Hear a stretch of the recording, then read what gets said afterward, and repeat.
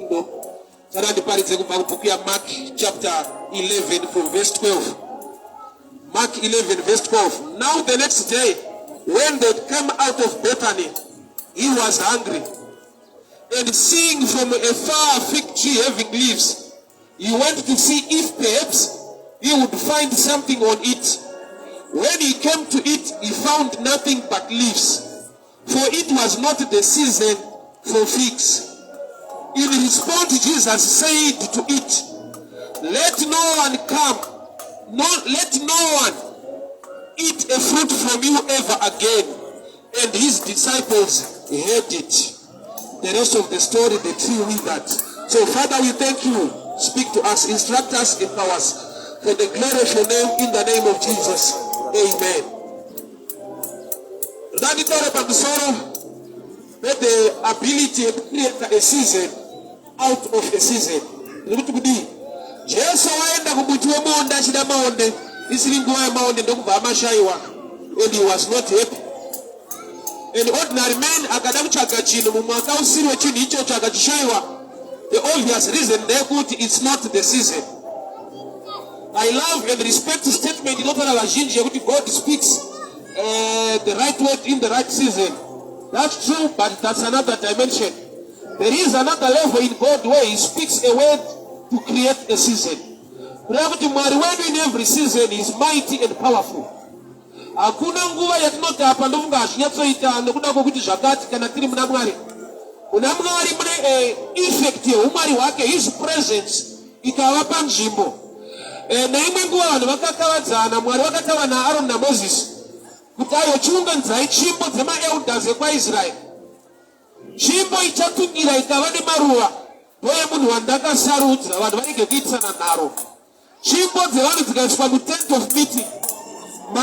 Mangwanani ndobva vaona tsvimbo yaAaron yakatungira ine mashizha emuti womualmond nemaalmonds acho.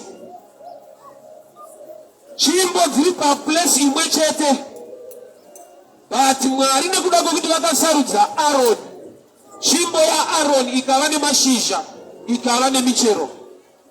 Muti chaiwo uri rooted on the ground unooperator nemaseasons. Uchiwana mvura yakakwana, but kana isiri season yacho haugoni kutipa fruit nokuti haisi season. But chinonzi tsvimbo it's a dry stick, chisina maroots, chisina any connection. Zvikafanana neupenyu hwomwe munhu ari pano, kuti une vanhu vaunoyemura vane ma-connections, vane ma-roots, vari grounded. Iwe uchizviona kuti ndina hapana anondida, hapana anondifarira, hapana pandakatsamhira, hapana ndoimba napo kuti apa ndinogona ndichaita zvakati. I've come to tell you this. The presence of God can overshadow your life. Unopa testimony yemichero usina miti.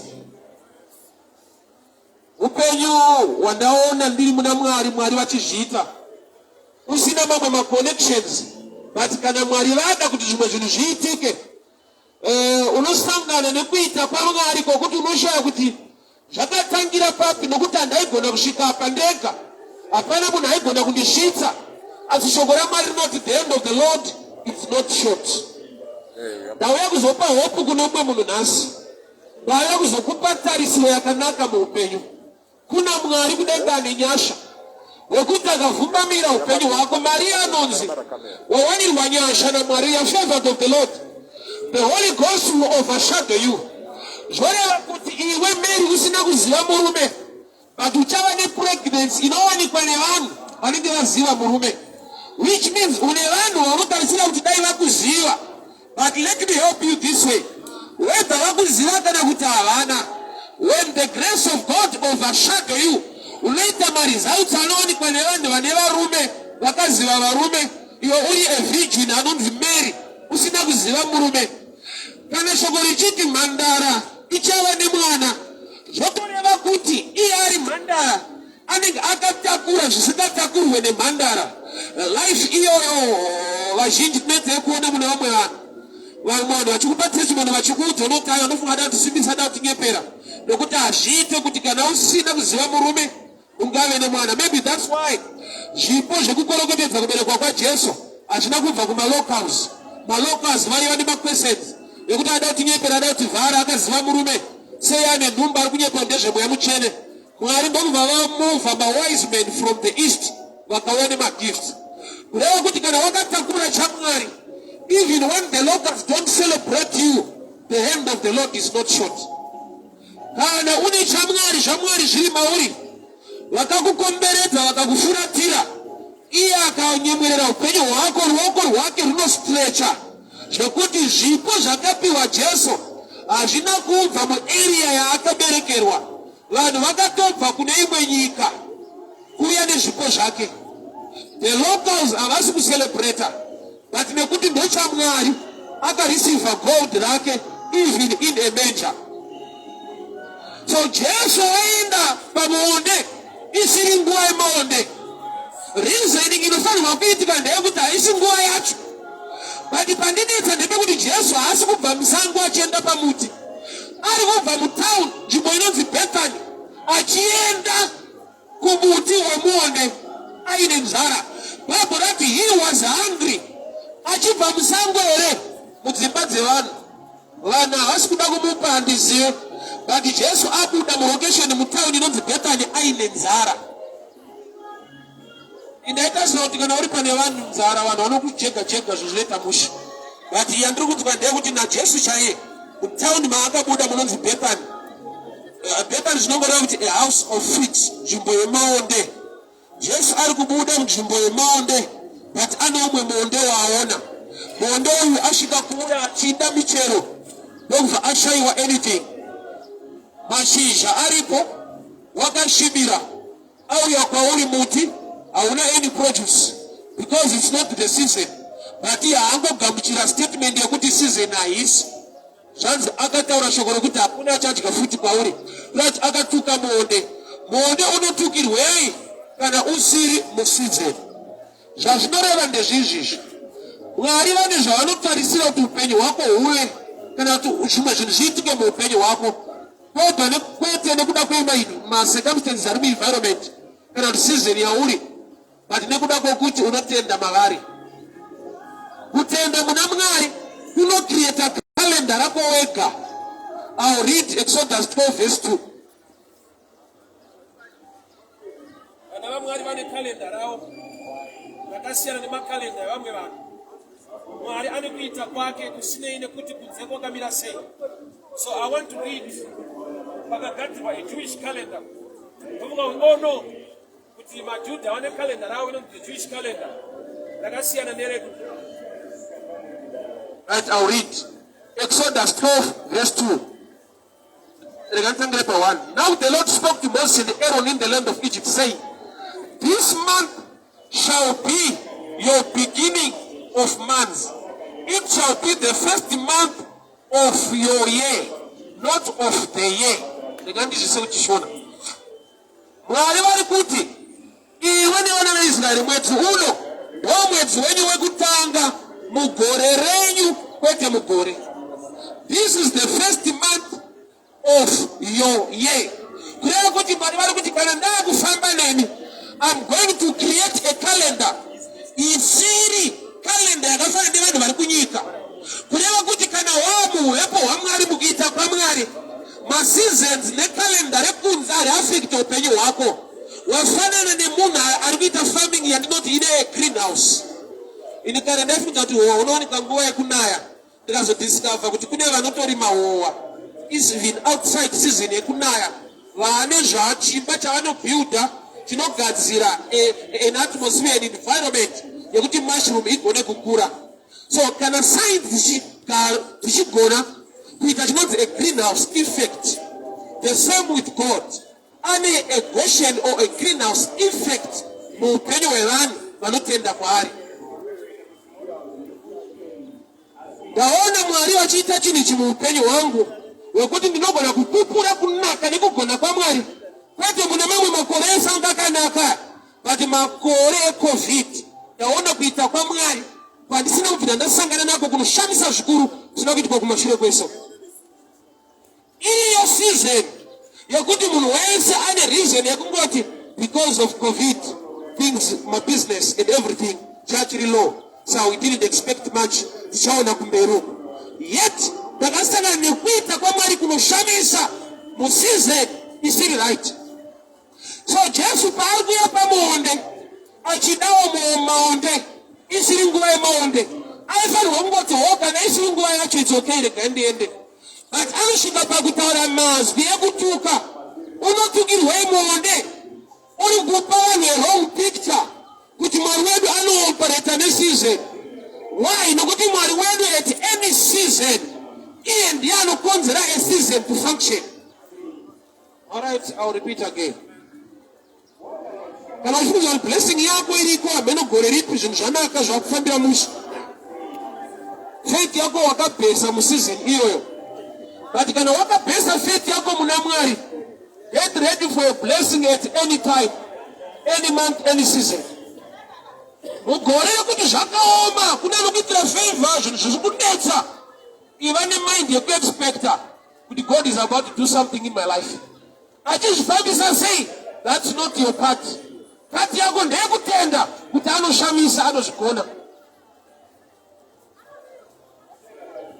Munhu akaisa ivhu pambeu muvhu haapoti achifungura kuti pane zviri kuitika here.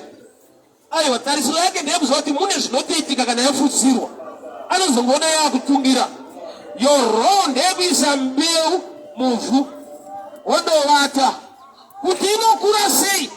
Isystem yakaiswa museed already. Haina kuparticipata kwako. Seed pachayo ikaitwa muright environment ine zvainofanirwa kuita zvisinei nefama zvekuti iye anotondovata ozodzoka atonopanika rokutotungira zvaasina kubvira aisa effort zvaanoziva kuti it's hidden in the seed. The word of God is just a picture of a seed. Shoko raMwari harizve. Iye wakasvinirira shoko rake rinozadzikisa chaaritumira. So paari kuuya pamuti andirangaridza paakapinda mutent of meeting akaenda panzvimbo yaAroni ikava nemichero ikava nemashizha kwete kuti muright season kana kuti hamusi during the night. Vakanoisa tsvimbo mutent of meeting during the night. Mangwanani vakaona pane maresults. Scientifically kuti muti unyatsoperata better uye masystems 3 andonditsanangure. Chikoro chainditi netsei but ikaka system kaandokaziva ndikanditsanangure.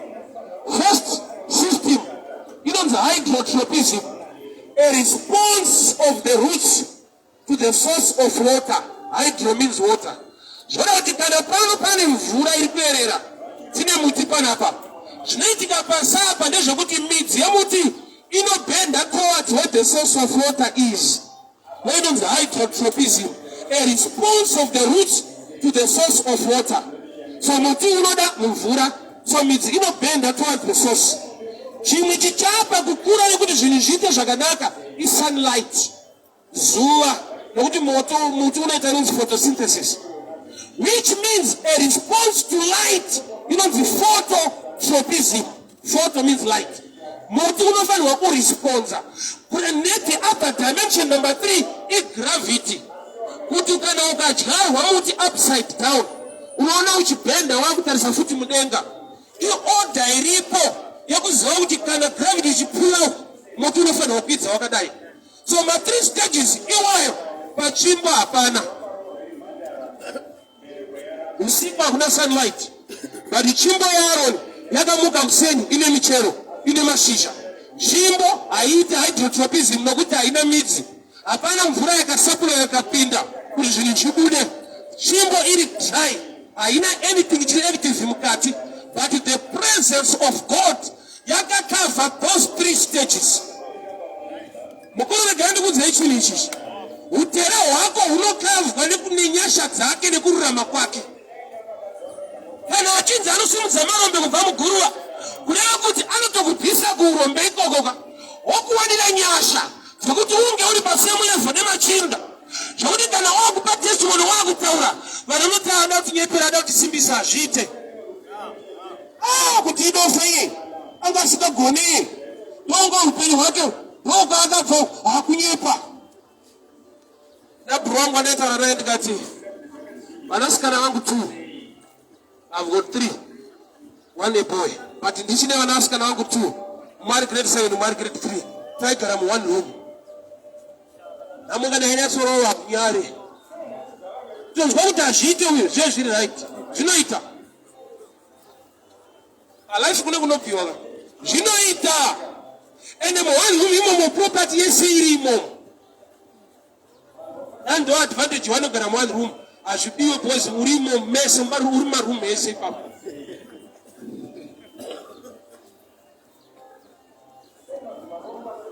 asi kudenga kuna Mwari pasina human effort. Mwari ega ndiye akaita tsoro dzake kwete musizon yakanaka when things were tough paextend yekuti ndokuchikwenya musoro kuti ramangwana ndinotangira papi rendi ndobvisa ndakadii ndoenda hekumusha. Kuna Mwari wekuti his presence ikakuvhumbamira unoita michero maalmonds zvanzi tsvimbo yaro yakamuka ine michero kwete ine midzi. Pakaita midzi munobvonisana nofunga yakazowana kuti manutrients ikazodai. Vazhinji vedu tiri kufira kutsvaga maconnections asina ine destiny yako nekuti kuna akangokuudza kuti get the right network, be connected. I'm not saying kuva connected on the ground hakuna kunaka, but the best connection is when you are connected to him, author and finisher of our faith. Why? Nobody vanhu vanoita zviri professional zvakarongeka, but Mwari anoti kana zviri professional zvakarongeka zvaramba anoita minana. Vanhu havaiti mamiracles vanoita zviri maringe capacity dzavo. Akashama zokupa mari next week akasvikirwa nenhamo anokuti kuti very sorry mari yandakashandisa kunhamo no proper way, but kana ari Mwari zvakatosiyana zviri proper zvikaramba anoita unhu hwake hwekuti zvoshamisa chinda werugare. Anonobata dzimwe engo dzine blessing dzekuti wega unoshava kuti ndega ndaigona kusvikapo. Hakuna assurance inonakidza yekuti Mwari anokuitira chinhu chekuti wega unoziva kuti kana sekuru wangu akasingandiitire izvi, kana baba wangu akasingandiitire izvi, kana level yekufunda kwangu yakasingandisvitsapo, kana maconnections angu kune level yaunofana kuona kuti uyu ndiye Mwari uyu. Hauna anokuudza aiwo, unofana kungoona wega kuti apa ndiye Mwari manje.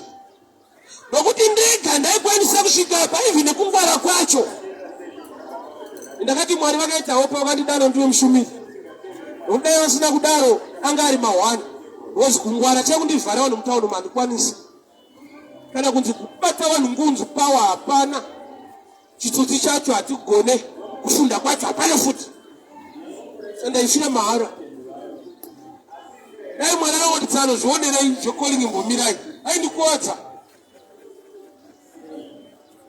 Saka kumushumira ndokuda zvisingaite. Nokukati ati mhanya nadzimai tatataedzi ndikaudza kuti imbosarai pano ndepeita umbomhanya kuroti. Kushumira Mwari kunotiitira mushi. Wai nekuti Mwari wacho unoita zvinoshamisa muupenyu hwangu. Zvinondimotivheta nokundimuvha kuti ndoraramirei besides kuparidza Kristu. There is no point ndikaswere ndakagara ndotonzwa kurwadziwa kuti takuma unopedzera kuparidzira vana. Akasaka achiri mauri Jeremiah richinenge moto so. Nongonzwa kuti zvinhu hazvina kumbina musha, must be somewhere, must be preaching somewhere. Why? Nekuda kwokuti zvakandikomberedza zvese is the hand of God. Handina chandinogona kunongedzera today kuti apa ndokungwara kwangu, iyi ndo effort yangu, aya ndo maconnections angu, aya ndo mabhuru angu. Handina kana one chandinogona kunongedzera muupenyu hwangu kuti apa ndakaita ndina. Hapana. Ufunge ndikutoreresa hapana. Kuti handakazofunda, paipai ndakanyatsoshanda paipai ndikawana mari dzangu ndikatenga chinhu ichi ndikazoronga izvi handina. Zvese zvakandikomberedza ndiye. Saka ndiswere ndakagara mukamfoti yeizvozvo ndichitadza kuuya kubasa rake ndinonzwa ndarobva kubasa. Because mudhara wacho ari kubhadhara.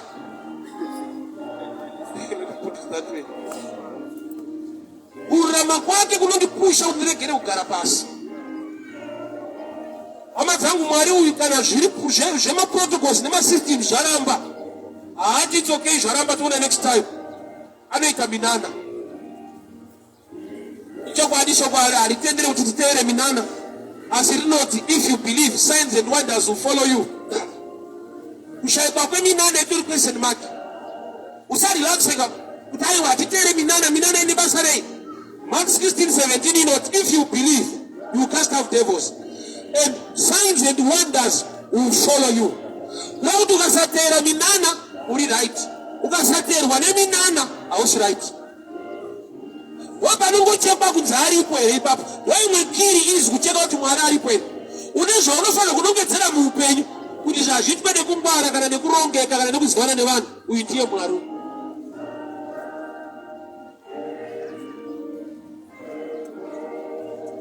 Nokuti pane pekuti ukaitirwa nemunhu anokuziva unoti pamba akunyara kunzwira tsitsi. But if a total stranger akaita chinhu chiri outstanding life mako, zviri pachena kuti unongonongedzera kuti asi ndiye Mwari. There was a man akatiblessa akandiudza kuti Mwari ndiye atiri kuitire. Saka Mwari akanotaura nemudharo. Ini Mwari wacho akasinondiudza kai. Ndono mudharo wacho unondifonera kuti Mwari atiri kusoti. Anotaura nevanhu naye. But makandiziva sezvanzi aiwa iye ndiye adaro. Kureva kuti tsvimbo yaAroni haina midzi. Iwewe hausi rooted. Hauna midzi, hauna maconnections ari strong on the ground. Utoriwonherera zvako nekufunda hauna kana vanhu vanokufarira.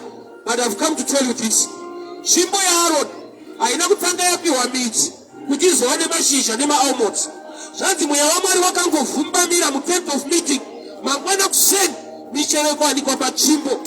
Tsvimbo ipicture yelife iri dry, isina maconnections, but yatenderwa kupinda muulepo hwaMwari. Indakati tinofanira kukupusha kuti utsvage Mwari. Iyo yokuti hapana iripa une chaunogona. Why? Because nyika isimudzire marombe. Akabuda pachena kuti ndinosumudza marombe ndiMwari. Nyika itendere izvozvo kana uri rombe watonyura. Hapana paanogara kuparliament kuti pane mukomana watoona pamusoro pose ari pabridge muitewo minister nomupewo muposition. Havadi kutomunzwa nezvako. Mwari chete ndiye akati tsano muri pabridge mukadai tisimudzane zve. Hallelujah. Otadza kunamata Mwari wakakomberedzwa neenvironment iri hashi kudaro. Kuti price yeshuga mushopu yaminista ndo price yeshuga kurofa. Nyika haisi fair guru. Hakuna maprice yavanhu vanotambudzika. Hapana paunombonyarwa kuti zvakaoma kana usina mari yachirwa pasi. Ukada kuzviona kuti zvakaoma kusvika level yekuti ukaenda kuna doctor ndokuti haashande nemwoyo, unotanga wasvika kuna receptionist obhadhara mari yacho wozoona doctor. Even akatopfuura uri pawo watogadzikwa pawheelchair anosvikira kuofisi kwake. Iwo hautatire manonza uyai nekuno kune mari yavanoda. Tsitsi dzadoctor dzakabviswa is so professional zvekuti akaita zvetsitsi anokuroka. Watoda Mwari asingabhuroke ane tsitsi dzekurevesa zvekuti kana zvinoda kurongwa zvacho masystems anoda kuti vanhu vakuitira akaramba anoita munana. Wakunzi dai waenda kuscan waone kunzi kensa yapa wozonobiogopiswa zveitwa sei. Mari yacho hauna, Mwari wacho futi haudi. Isi saidi yakutoronga. Indaiti pamwe zvikanetsa munhu anoda Mwari kutoni mweya kuti zvichioma kudaro haadi futi kunamata. Jesu wakaenda pamuonde isiri nguva yemaonde akamashayiwa haana kuti it's okay, it's the wrong season. Akatuka muonde anotukirei his presence. Dai muonde wakazoti auya ndiani waingoti Ishe itaise kuda kwenyu waiwana ability to produce. Mary paakataiwa sekuda kwenyu ngakuitwe akatakura pamwiri. Because she was in agreement with the word. Buru ukawirirana nerandiri kuparidza raKristu Jesu uchaona kuti haana kugumira mubhaibheri zvinoraramika zvinoitika. Wako upenyu hamboutsatsa kana kusika nyika yese wakatora 6 days kokusota iwewe. You can do it. Wakaikwa akaprograma mendi yako akakunyepera kuti iwe Mwari hambokuda iwe hakunyepa. Wakatata zvakati ukatata zvakati ukatata zvakati ukatata zvakati. Mwari haakuitire nokuti uri mutsvene. Mwari mutsvene anokuitira nokuti wakatenda muna Jesu anokuita mutsvene. Unofungira kuti wakava mutadzi nekuti wakatadza. Wakava mutadzi nekuti waberekwa nembereko yaAdhamu akatadza. Even ukasatadza chini, ukasvika kudenga unoenda kugehena usina kutadza. Why? Nekuti ukasagamuchira Jesu waramba nzira yeruponeso. Wava mutadzi nekuda kwembereko yaAdhamu wekutanga. So nyaya iripo ndeyekuti gamuchira Jesu unatswe uwe musystem inoacceptwa nedenga. Hama dzangu, masizeni atakamira nguva dzatakamirira dzinogona kusafana, kana dzikakwana dzinogona kusaita musha. Tine munhu ari kuti aya pane pazvichaita musha muupenyu, pane pazvichanaka. You wait till you die. Hakuna nguva yakanaka. Kune vanhu vanoita zvakanaka chero nguva. Dai kune nguva yakanaka. I remember vanhu vachimbotaura so. Hapana maberekwa nguva yakaipa. Kana zvinhu zvava zviri right. Wacho ari kukudaro ukapiwa foto racho ukaritarisa zvaanga ari pazvava zviri right. Akaachivhei muupenyu pazvava zviri right. Hapana nekutopedza kuroora hana. Iye wacho akaberekwa zviri right. Vana ndo vakutopedzisa roora yababa. Vanoti maberekwa nguva yakaipa. Kureva kuti that's a lie. Nyaya haisi panguva, munguva waita. Nekuti kune vanotawana zvakanaka munguva inonzi yakaipa. Why? Nekuti Mwari wedu haasi Mwari anopareta neseason. Why? In any season we can make a difference. Yatara neama yangu yakandishetsa tichienda kuIsrael about 3 weeks ago. She paid for the tickets, hotels and everything. No matter research ndakaita ndakaroti mari yaitaurwa kuti tiende kuIsrael 2.6 years. Zimbabwe nemamirira zvakaita munhu akaiwana hamboisa pandege. Hey, let's be real. Uona 2.6 ungokwira ndege wasanga nereality yako. Wow, faith yakawanikwa nemukadzi aiva neperish of blood. Asiri yaifambiwa Jesu aitenda kumba kwaJairasi. Kune mwana angari 12 years anga atofa. So mukadzi unofunga ndonyaya akanzwa kuti Jesu ari kupfuura apa. Kune mwana wa 12 years kumba pane problem ndokuri kuenda Jesu. Mukadzi ndobva angoita miti dzedenga kuti kana inini wofuti ndine 12 years dzekurwara. Oku Jesu ari kuenda kumba kunoatenda mwana wa 12 years ano problem. Saka ukaona problem yasvika pa12 anoikwanisa.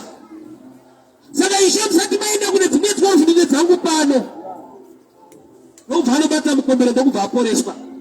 Mukadzi haasiri aifambirwa. Jesu waitenda akagona kuhijack blessing nekuda kwefaith. Chimwe zvinhu zvaunofunga ndezvananingi. May God grant you the revelation and the faith. Ugone kubata blessing yako pajeni isiri yako. I'll give you another story. But kuna akawana mwana pajeni yakatsva vanhu. Why? Ane action yaakaita yakaattracta that blessing that iri jeni yekuti kunonaya moto kuSodoma. Zvinhu zvaunoyemura kuti Mwari anoitira nanhingi ndofunga nanhingi ndiona madzitireko akazodii. Difference iri parevelation. Kana mutumwa atodzika ndadzikewa nechako. Jesu akaenda pamonde siri mangonde ndokubva ashayiwa monde. Ndiye kana tatenda naari. Matthew 11:28. Uyai kwandiri makaneta makaremerwa. Inokupai zororo. Uyai kwandiri. Kwandiri